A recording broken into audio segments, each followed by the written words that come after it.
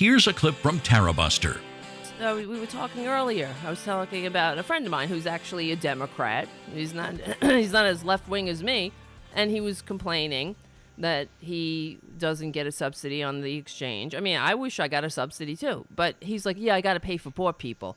I got to pay for the poor people. I got to pay for them, and he's upset. He's got to pay for poor people. This is what he says, but it's not that's how. And after I explained to him, and I said, this is not, that's how they get us.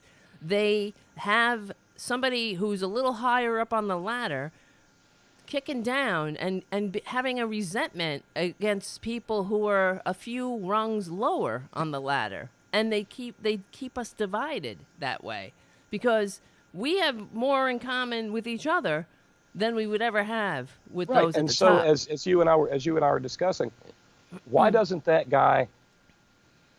And I think we both know the answer. It's a matter of conditioned response. But instead of saying, I have to pay full price because of the poor's, why do we not analyze that from the standpoint of, I have to pay full price so that some health insurance company CEO can have a new Bugatti at the end of the year. Exactly. Or a 24-karat gold toilet. Right. Because they buy those kinds of things. Yes, they do. And their world is a world of conspicuous consumption to excess. Right. And as long as people like that are looking down the ladder instead of up, the problems will not be solved. So I think that's one of the teaching elements that needs to take place around things like healthcare in this country. Yep. Right. And so to constantly decry universal healthcare is so far left when the entire world is doing it is beyond. It's beyond frustrating. This is why. And in the case of at least one country where we're subsidizing it. Right. People who don't have health care are paying for people in another country to have it. Which are you talking about? Which country? Israel. Oh, right. So, yeah. And there you go. And also, when we invaded Iraq and we wrote their constitution, universal health care was part of in it. Yeah. Right. Do as we say, not as we do. Right. How stupid. This is what and another thing I ask on the show all the time is, how much longer are we going to take it? How much longer? But I get despondent when I hear fellow working people, decrying the poor. Or decrying. Well, somebody else the other day was talking about, my Obamacare. I don't like that Obamacare. I don't know. They didn't even know what the hell it was. And I was like, I said, Obamacare is just regulations that they can't kick you off when you're sick, and they have to give you a certain amount of minimal benefits.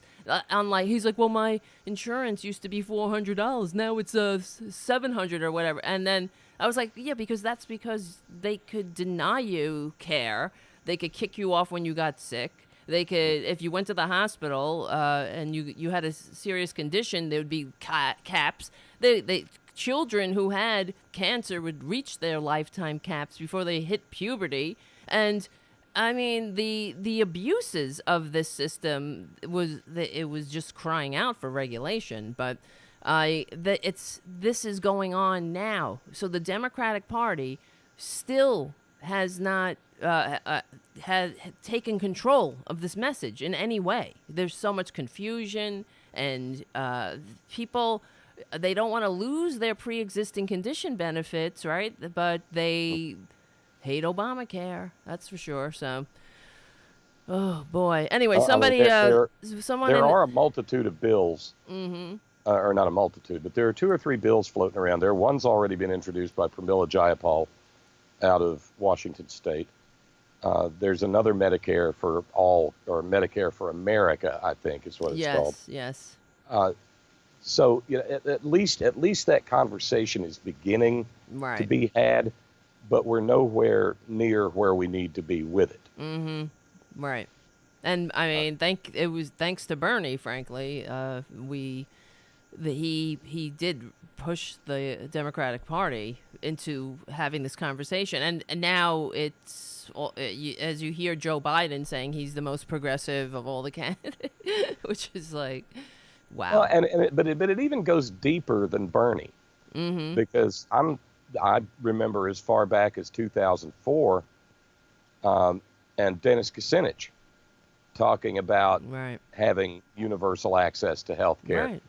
And only when John Kerry and lo and behold, when John Kerry became the nominee through the campaign process, he had said hardly anything about health care. Then after Kucinich raises it, it becomes a part of what Kerry is talking about. And Kerry loses, well, not really, but okay, in 2004. Right. And by 2008, Obama and Clinton both come into the Democratic primary with competing plans for how to go about doing it.